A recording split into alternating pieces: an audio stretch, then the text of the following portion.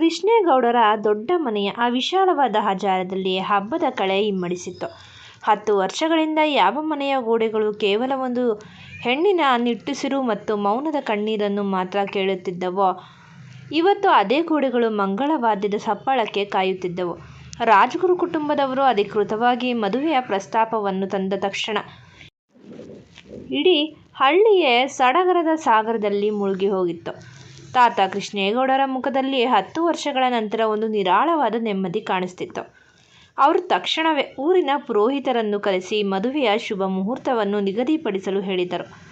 ಪುರೋಹಿತರು ಪಂಚಾಂಗವನ್ನು ಸೂಕ್ಷ್ಮವಾಗಿ ಪರಿಶೀಲಿಸಿ, ಗೌಡ್ರೆ, ಇನ್ನು 15 ದಿನಗಳಲ್ಲೇ ಅತ್ಯಂತ ಶ್ರೇಷ್ಠವಾದ ರೋಹಿಣಿ ನಕ್ಷತ್ರದ ಶುಭ ಮುಹೂರ್ತವಿದೆ.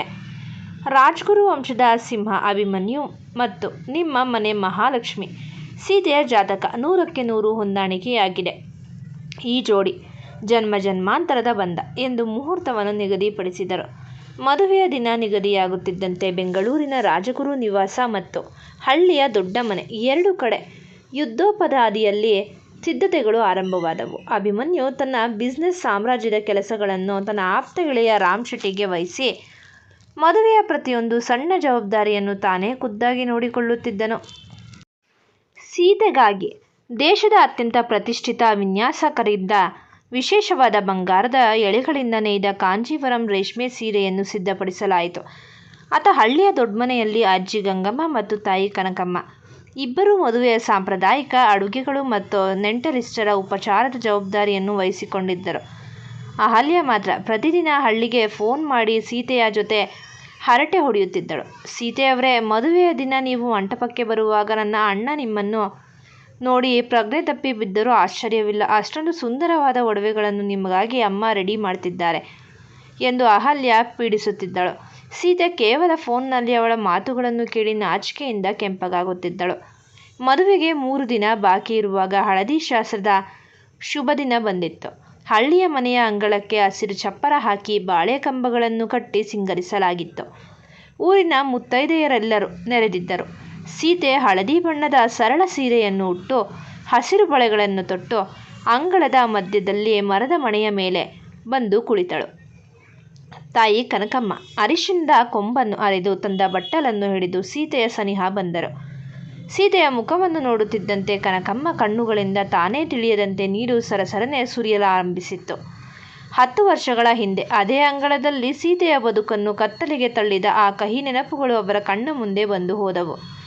ಮಗಳೇ, ವಿಧಿ ನಿನ್ನ ಬಾಳಲ್ಲಿ ಎಷ್ಟೊಂದು ದೊಡ್ಡ ಆಟ ಆಡುತ್ತೆ ಅಂದ್ಕೊಂಡಿರಲಿಲ್ಲ. ಆದರೆ ಇವತ್ತು ನಿನ್ನ ಮುಖದಲ್ಲಿ ಈ ನಗುವನ್ನು ನೋಡಲು ನಾನು ಎಷ್ಟು ಜನ್ಮದ ಪುಣ್ಯ ಮಾಡಿದ್ದೇನೋ ತಾಯಿ ಎಂದು ಬಿಕ್ಕಿ ಬಿಕ್ಕಿ ಅಳಲು ಆರಂಭಿಸಿದ್ದರು.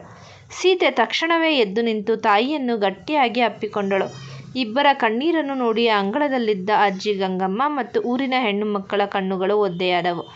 ಅಷ್ಟರಲ್ಲೇ ಅಲ್ಲಿಗೆ ಬಂದ ರಂಜಿತ್ ತಾಯಿ ಮತ್ತು ತಂಗಿಯ ಹೆಗಲ ಮೇಲೆ ಕೈ ಇಟ್ಟು, ಅಮ್ಮ, ಸೀತೆ ಇವತ್ತು ಅಳುವ ದಿನವಲ್ಲ, ಇವತ್ತು ಹಬ್ಬದ ದಿನ. ಸೀತೆಯ ಕಣ್ಣೀರಿನ ದಿನಗಳೆಲ್ಲ ಕರಗಿ ಹೋಗಿವೆ. ಇನ್ನು ಅವಳ ಬದುಕಿನಲ್ಲಿ ಕೇವಲ ಸಂತೋಷ ಮಾತ್ರ ಇರುತ್ತೆ. ಅಳಬೇಡಿ ಎಂದು ಇಬ್ಬರ ಕಣ್ಣೀರನ್ನು ಒರೆಸಿದನು. ತಾತ ಕೃಷ್ಣೇಗೌಡರು ದೂರದಲ್ಲೇ ನಿಂತು ಮಗುವಿನ ಬಾಳಿಗೆ ಕೊನೆಗೂ ನ್ಯಾಯ ಸಿಕ್ಕಿದ್ದಕ್ಕೆ ದೇವರನ್ನು ಪ್ರಾರ್ಥಿಸಿದರು. ಅರಿಶಿಣವನ್ನು ಸೀತೆಯ ಕೆನ್ನೆಗೆ ಕೈಕಾಲುಗಳಿಗೆ ಹಚ್ಚಿದಾಗ ಅವಳ ಸಾಂಪ್ರದಾಯಿಕ ತೇಜಸ್ಸು ಇಡೀ ಅಂಗಳಕ್ಕೆ ಒಂದು ಹೊಸ ಕಳೆಯನ್ನು ನೀಡಿತ್ತು. ಮದುವೆಯ ದಿನ ಬಂದೇ ಬಿಡ್ತು. ಹಳ್ಳಿಯ ಪ್ರಸಿದ್ಧ ಕಲ್ಯಾಣ ಮಂಟಪವನ್ನು ಸಾಕ್ಷಾತ್ ಇಂದ್ರಲೋಕದಂತೆ ಕಲ್ಪನಾತೀತವಾಗಿ ಅಲಂಕರಿಸಲಾಗಿತ್ತು. ಲಕ್ಷಾಂತರ ಮಲ್ಲಿಗೆ ಹೂಗಳ ಘಮಲು ಇಡೀ ವಾತಾವರಣವನ್ನು ಆವರಿಸಿತ್ತು. ಬೆಂಗಳೂರಿನ ಬಿಸಿನೆಸ್ ಲೋಕದ ಗಣ್ಯರು, ರಾಜಕಾರಣಿಗಳು ಮತ್ತು ಹಳ್ಳಿಯ ಸಾವಿರಾರು ಜನ ಮದುವೆಗೆ ಸಾಕ್ಷಿಯಾಗಲು ಬಂದಿದ್ರು. ಮಂಗಳವಾದ್ಯದ ಝೇಂಕಾರದ ನಡುವೆ ರೇಷ್ಮೆ ಧೋತಿ ಮತ್ತು ಶಲ್ಯ ತೊಟ್ಟು ರಾಜಗಾಂಭೀರ್ಯದಿಂದ ಮಂಟಪದ ಕಡೆಗೆ ನಡೆದು ಬಂದನು ಅಭಿಮನ್ಯು ರಾಜ್ಗುರು. ಅವನ ಮುಖದಲ್ಲಿದ್ದ ಆ ಹಳೆಯ ಕಠಿಣತೆ, ಕ್ರೋಧದ ಮುಖವಾಡ ಸಂಪೂರ್ಣವಾಗಿ ಕರಗಿ ಹೋಗಿತ್ತು. ಇವತ್ತು ಅವನು ಕೇವಲ ಒಬ್ಬ ಉದ್ಯಮಿಯಲ್ಲ, ತಾನು ಆರಾಧಿಸಿದ ಪ್ರೀತಿಯ ಹೆಣ್ಣನ್ನು ತನ್ನ ಅರ್ಧಾಂಗಿಯನ್ನಾಗಿ ಮಾಡಿಕೊಳ್ಳಲು ಕಾಯುತ್ತಿದ್ದ ಕಾತರದ ಒಡೆಯ. ಅಭಿಮನ್ಯು ಮಂಟಪದ ಮೇಲೆ ಬಂದು ಕುಳಿತ ನಂತರ ಇಡೀ ಮಂಟಪದ ಕಣ್ಣುಗಳು ಬಾಗಿಲಿನ ಕಡೆಗೆ ತಿರುಗಿದವು. ಅಲ್ಲಿ ಸೀತೆ ನಡೆದು ಬರುತ್ತಿದ್ದಳು. ಅವಳು ಬಂಗಾರದ ಜರಿ ಇರುವ ಕಡು ಕೆಂಪು ಬಣ್ಣದ ಕಾಂಜೀವರಂ ರೇಷ್ಮೆ ಸೀರೆಯನ್ನು ಉಟ್ಟಿದ್ದಳು. ತಲೆ ತುಂಬ ಮಲ್ಲಿಗೆ ಹೂವು, ಹಣೆಯ ಮೇಲೆ ದಿವ್ಯವಾದ ಕುಂಕುಮದ ಬೊಟ್ಟು, ಕತ್ತಿನಲ್ಲಿ ರಾಜಗುರು ಮನೆತನದ ಸಾಂಪ್ರದಾಯಿಕವಾದ ರತ್ನದ ಹಾರಗಳು ಅವಳ ಸೌಂದರ್ಯವನ್ನು ವರ್ಣನಾತೀತವಾಗಿಸಿದ್ದವು. ಅವಳ ನಡಿಗೆಯಲ್ಲಿ ಹಳ್ಳಿಯ ಮುಗ್ಧತೆಯ ಗೌರವವಿತ್ತು. ಸೀತೆ ಮೆಲ್ಲನೆ ಹೆಜ್ಜೆ ಇಡುತ್ತಾ ಮಂಟಪದ ಮೆಟ್ಟಿಲುಗಳನ್ನು ಹತ್ತಿದಾಗ ಅಭಿಮನ್ಯು ತನ್ನ ಇಡೀ ಜಗತ್ತನ್ನೇ ಮರೆತು ಅವಳನ್ನೇ ದಿಟ್ಟಿಸಿ ನೋಡುತ್ತಿದ್ದನು.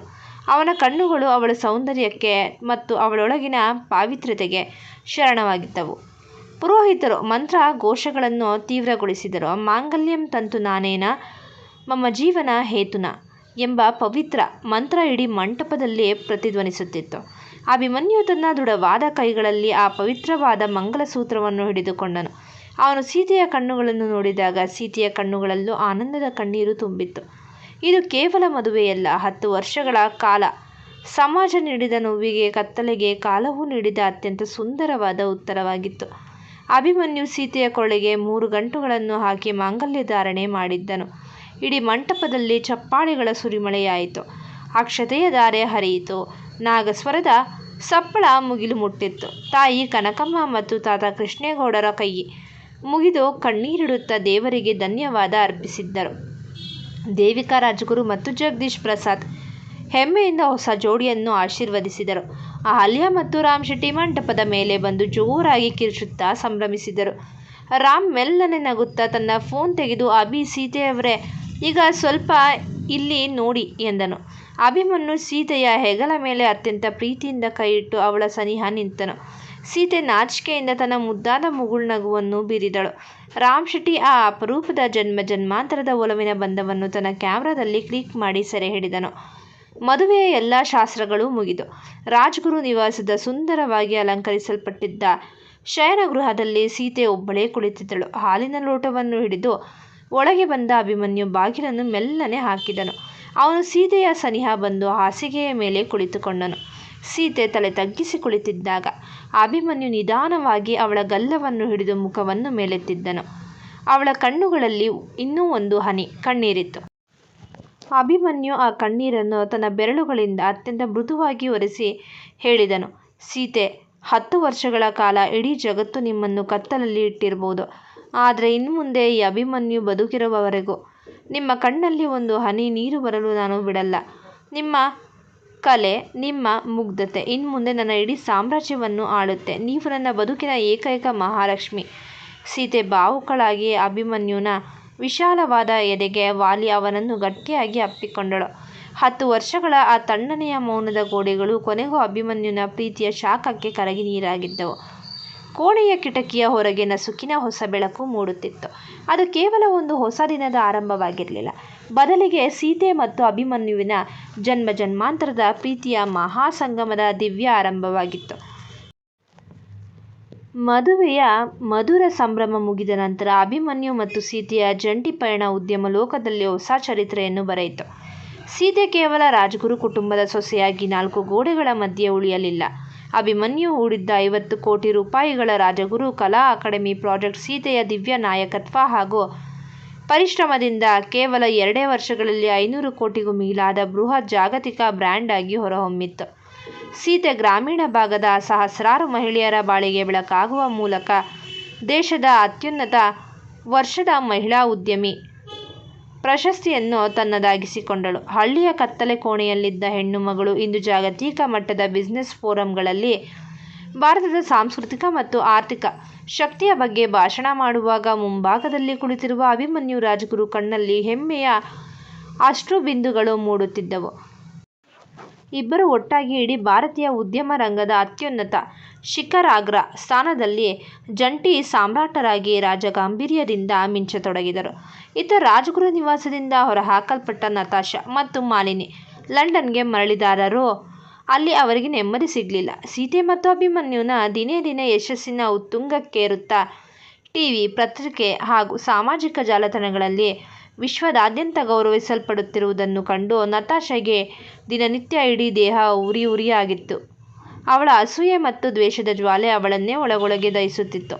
ಯಾರನ್ನು ಅವಳು ವಿಧವೆ, ಅಪಶಕುನ ಎಂದು ಕೀಳಾಗಿ ನಿಂದಿಸಿದ್ದಳೋ ಇಂದು ಇಡೀ ಜಗತ್ತೇ ಅವಳ ಕಾಲ ಬಳಿ ಮಂಡಿಯೂರಿ ಗೌರವಿಸುತ್ತಿರುವುದನ್ನು ತಡೆಯಲಾಗದೆ ನತಾಶಾ ಮಾನಸಿಕ ನೆಮ್ಮದಿ ಕಳೆದುಕೊಂಡಳು. ತಾನು ಹೂಡಿದ ಕುತಂತ್ರದ ಜಾಲವೇ ತನಗೆ ಉರುಳಾಗಿ ಅಹಂಕಾರದ ಭ್ರಮೆಯಲ್ಲೇ ಬದುಕುತ್ತಿದ್ದ ಅವಳಿಗೆ ಕರ್ಮದ ಫಲದಂತೆ ಕೇವಲ ಒಂಟಿತನ ಮತ್ತು ಹತಾಶೆ ಮಾತ್ರ ಉಳಿಯಿತು. ಅದೊಂದು ಅದ್ಭುತವಾದ ಸಂಜೆ. ಕಲಾ ಅಕಾಡೆಮಿಯ ಜಾಗತಿಕ ಯಶಸ್ಸಿನ ಸಕ್ಸಸ್ ಪಾರ್ಟಿ ಮುಗಿದ ನಂತರ ವಿಶಾಲವಾದ ರೆಸಾರ್ಟ್ನ ಟೆರೆಸ್ ಮೇಲೆ ಚಂದ್ರನ ತಣ್ಣನೆಯ ಬೆಳಕಿನಲ್ಲಿ ಮೂವರು ಗೆಳೆಯರು ಕುಳಿತಿದ್ದರು. ಅಭಿಮನ್ಯು, ರಾಜ್ಗುರು, ರಾಮ್ ಪ್ರಸಾದ್ ಶೆಟ್ಟಿ ಮತ್ತು ರಂಜಿತ್. ಮೂವರ ಕೈಯಲ್ಲೂ ಜ್ಯೂಸ್ ಲೋಟಗಳಿದ್ದವು. ಇಷ್ಟು ವರ್ಷಗಳ ಜಂಟಿ ಹೋರಾಟದ ನೆಮ್ಮದಿ ಅವರೆಲ್ಲರ ಮುಖದಲ್ಲಿತ್ತು. ರಾಮ್ ಶೆಟ್ಟಿ ತನ್ನ ಎಂದಿನ ತುಂಟ ನಗುವಿನೊಂದಿಗೆ ಅಭಿಮನ್ಯುನ ಹೆಗಲಿಗೆ ಕೈ ಹಾಕಿ ಹೇಳಿದನು, ಏನೋ CEO ಅವರೇ, ನೆನಪಿದೆಯಾ ಆ ದಿನ ಆಫೀಸ್ ಕ್ಯಾಬಿನ್ನಲ್ಲಿ ಕುಳಿತು ಪಾನಿಪುರಿ ಟ್ರಿಪ್ನ ಫೋಟೋ ನೋಡ್ತಾ ಸೀತೆಯನ್ನು ಆ ಕತ್ತಲೆಯಿಂದ ಹೊರಗೆ ತರೋಕೆ ನೀನು ಮಾಸ್ಟರ್ ಪ್ಲ್ಯಾನ್ ಮಾಡ್ತಾ ಇದ್ದಾಗ ಈ ಸಿಂಹ ಪ್ರೀತಿಯಲ್ಲಿ ಇಷ್ಟೊಂದು ಕರಗಿ ಹೋಗುತ್ತೆ ಅಂತ ನಾನು ಅಂದ್ಕೊಂಡಿರಲಿಲ್ಲ ಮಗ. ಇವತ್ತು ಸೀತೆ ಇರೋ ಸ್ಥಾನ ನೋಡು, ನನಗೆ ನಿಜಕ್ಕೂ ಹೆಮ್ಮೆ ಅನ್ನಿಸ್ತಾ ಇದೆ. ರಂಜಿತ್ ಕಣ್ಣುಗಳಲ್ಲಿ ಭಾವುಕತೆ ತುಂಬಿ ಬಂದಿತ್ತು. ಅವನು ಅಭಿಮನ್ಯುನ ಕೈಗಳನ್ನು ಗಟ್ಟಿಯಾಗಿ ಹಿಡಿದುಕೊಂಡನು. ಅಭಿ, ಒಬ್ಬ ಅಣ್ಣನಾಗಿ 10 ವರ್ಷ ನಾನು ಅನುಭವಿಸಿದ ಕರುಳಿನ ನೋವಿಗೆ ಇವತ್ತು ನೀನು ಕೊಟ್ಟಿರೋ ಕಾಣಿಕೆ ಪದಗಳಲ್ಲಿ ಹೇಳೋಕೆ ಸಾಧ್ಯವಾಗಲಿಲ್ಲ ಮಗ. ಸೀತೆಯನ್ನು ಕೇವಲ ಆ ಕೋಣೆಯಿಂದ ಹೊರಗೆ ತರಲಿಲ್ಲ ನೀನು, ಅವಳನ್ನು ಇಡೀ ಜಗತ್ತೇ ತಲೆಬಾಗುವಷ್ಟು ಎತ್ತರಕ್ಕೆ ಕರೆದುಕೊಂಡು ಹೋಗ್ತಿದ್ದೀಯ. ನನ್ನ ತಂಗಿಯ ಕೈ ಹಿಡಿದು ಅವಳ ಬಾಳಿಗೆ ದೈವದ ತರಹ ಬೆಳಕಾದ ನಿನಗೆ ಈ ರಂಜಿತ್ ಜನ್ಮ ಜನ್ಮಾಂತರಕ್ಕೂ ಋಣಿಯಾಗಿರುತ್ತಾನೆ. ಅಭಿಮನ್ಯು ನಿಧಾನವಾಗಿ ಗೆಳೆಯರಿಬ್ಬರ ಕೈಗಳನ್ನು ಸೇರಿಸಿ ಗಟ್ಟಿಯಾಗಿ ಹಿಡಿದುಕೊಂಡನು. ಅವನ ಕಣ್ಣುಗಳಲ್ಲೂ ಕೃತಜ್ಞತೆಯ ತೇಜಸ್ಸಿತ್ತು. ಲೋಯ್ ರಂಜು, ರಾಮ್, ಇದು ಕೇವಲ ನನ್ನೊಬ್ಬನಿಂದ ಸಾಧ್ಯವಾಗಿದ್ದಲ್ಲ. ನಮ್ಮ ಈ ಸ್ನೇಹದ ಶಕ್ತಿ ಮತ್ತು ಸೀತೆಯೊಳಗಿದ್ದ ಆ ದಿವ್ಯವಾದ ಆತ್ಮವಿಶ್ವಾಸ ಇವತ್ತು ನಮ್ಮನ್ನು ಈ ಎತ್ತರಕ್ಕೆ ತಂದು ನಿಲ್ಲಿಸಿದೆ. ರಂಜು, ಸೀತೆ ಕೇವಲ ನಿನ್ನ ತಂಗಿಯಲ್ಲ, ಅವಳು ನನ್ನ ಉಸಿರು, ಅವಳ ಕಲೆಯ ಪಾವಿತ್ರ್ಯತೆಯು ಮುಂದೆ ನನ್ನ ಕೋಟಿಯ ಬಿಸ್ನೆಸ್ ಸಾಮ್ರಾಜ್ಯ ತೀರಾ ಸಣ್ಣದು. ನನ್ನ ಆಟಿಟ್ಯೂಡ್ಗೆ ಬ್ರೇಕ್ ಹಾಕಿ ಪ್ರೀತಿಯ ಅಸಲಿ ಅರ್ಥ ಏನು ಅಂತ ನನಗೆ ಕಲಿಸಿಕೊಟ್ಟ ಮಹಾಲಕ್ಷ್ಮಿ ಅವಳು. ನಮ್ಮ ಈ ಸ್ನೇಹ ಮತ್ತು ಆ ಸೀತೆಯ ಮುಗುಳ್ನಗು ಜನ್ಮ ಜನ್ಮಕ್ಕೂ ಹೀಗೆ ಇರಲಿ ಅಂದು ಅತ್ಯಂತ ಗಂಭೀರ ಹಾಗೂ ಮಧುರ ಧ್ವನಿಯಲ್ಲಿ ಹೇಳಿದನು. ಅಷ್ಟರಲ್ಲೇ ಅಲ್ಲಿಗೆ ಬಂದ ಸೀತೆ ಮತ್ತು ಅಹಲ್ಯ ಇಬ್ಬರು ಗೆಳೆಯರ ಈ ಸಮ್ಮಿಲನವನ್ನು ನೋಡಿ ಮಧುರವಾಗಿ ನಕ್ಕರು. ಸೀತೆ ಅಭಿಮನ್ಯುನ ಸನಿಹ ಬಂದು ನಿಂತಾಗ ಚಂದ್ರನ ಬೆಳಕು ಇಬ್ಬರ ಮೇಲೂ ಬಿದ್ದು ಪ್ರಕೃತಿಯೇ ಹಸಿರಾದಂತಾಗಿತ್ತು. ರಾಮ್ ಶೆಟ್ಟಿ ಮತ್ತೊಮ್ಮೆ ನಗುತ್ತಾ, ಓಕೆ ಬಾಯ್ಸ್, ಈ ಲೈಫ್ ಟೈಮ್ ಮೊಮೆಂಟ್ಗೆ ಮತ್ತೊಂದು ಪರ್ಫೆಕ್ಟ್ ಪಿಕ್ಚರ್ ಬೇಕೇ ಬೇಕು ಎಂದು ಕ್ಯಾಮ್ರಾ ಆನ್ ಮಾಡಿದನು. ಮೂವರು ಜೀವದ ಗೆಳೆಯರು ಮತ್ತು ಅವರ ಬಾಳಿನ ಬೆಳಕಾದ ಸೀತೆ ಒಟ್ಟಿಗೆ ನಿಂತು ನಕ್ಕಾಗ 10 ವರ್ಷಗಳ ಆ ತಣ್ಣನೆಯ ಮೌನದ ಕಣ್ಣೀರಿನ ಕತೆಗೆ ಕೊನೆಗೂ ಜಗತ್ತೇ ಅಸೂಯೆ ಪಡುವಂತಹ ಅತ್ಯಂತ ಭವ್ಯ, ಸೌಗಂಧಿಕ ಹಾಗೂ ಅಷ್ಟೇ ಗಟ್ಟಿಯಾದ ಪ್ರೀತಿಯ ಮಹಾಸಂಗಮದ ಸುಂದರ ಮುಕ್ತಾಯ ಸಿಕ್ಕಿತ್ತು. ಈ ಕತೆ ನಿಮಗೆ ಇಷ್ಟವಾಗಿದ್ದಲ್ಲಿ ಕಥೆಯನ್ನು ವೀಕ್ಷಿಸಿದ ನಂತರ ದಯಮಾಡಿ ನಮ್ಮ ಚಾನಲ್ಗೆ ಸಬ್ಸ್ಕ್ರೈಬ್ ಮಾಡಿ, ಶೇರ್ ಮಾಡಿ ಮತ್ತು ಕಮೆಂಟ್ ಮಾಡಿ. ಧನ್ಯವಾದಗಳು.